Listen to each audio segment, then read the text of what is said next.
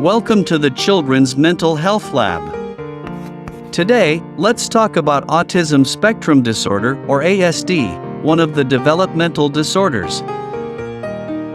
Autism spectrum disorders used to be called a variety of disorders, including pervasive developmental disorder, autism, and Asperger's syndrome, but now are synonymous with autism spectrum disorders.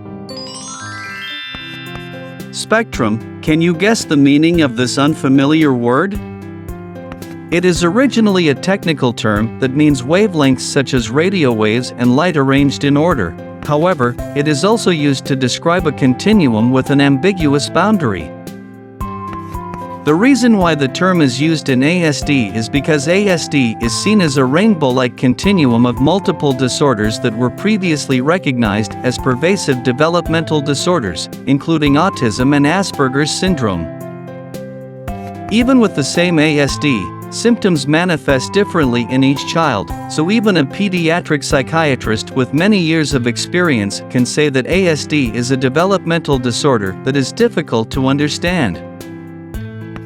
Here, we will introduce what are commonly recognized as the symptoms of children with ASD. Difficulty in interpersonal relationships. This refers to the inability to understand social situations. Not being responsive even when spoken to. Not being able to understand another person's feelings. Look at this. It's beautiful. Prolonged staring. Restricted, repetitive patterns of behavior, interests, or activities and oversensitivity. This is being particular about methods, procedures, and how to arrange things. Not being able to accept changes, such as in clothes. Being sensitive to things like sound and light. This is fine, isn't it? I don't like it. I don't like anything other than what is usual. It's noisy. Be quiet. Be quiet.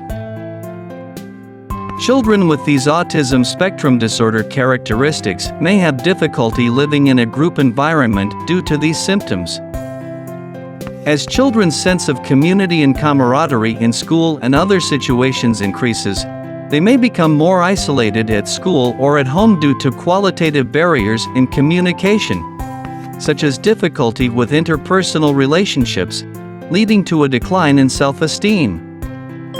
In some instances, they may refuse to go to school, sleep during the day and stay up at night, including being absorbed in games and video websites, or develop a variety of issues such as domestic violence. I cannot and do not want to stop. People don't understand me.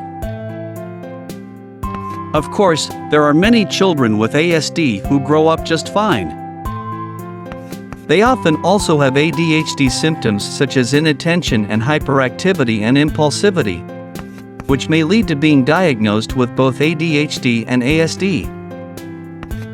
Inattention, hyperactivity, and impulsiveness may be an issue that greatly increases the burden on parents in their home or school life. On the other hand, communication issues may be an issue at school or other group environments. The most important thing to do for children with ASD who experience bewilderment due to such disorder is to understand how their minds work. Depending on their unique way of understanding and preferences, some behaviors may be acceptable to them but may not work well with others. Adults around them should listen carefully to the thoughts and feelings of the children first, without assuming they have issues with motivation or not being serious. The only way to understand how the minds of children with ASD work is to have them talk about their thoughts and observe their behavior with an expert. Children should be able to tell you their reasons why. Parents may be told by other adults around them that it is an issue with insufficient parental love or lack of discipline.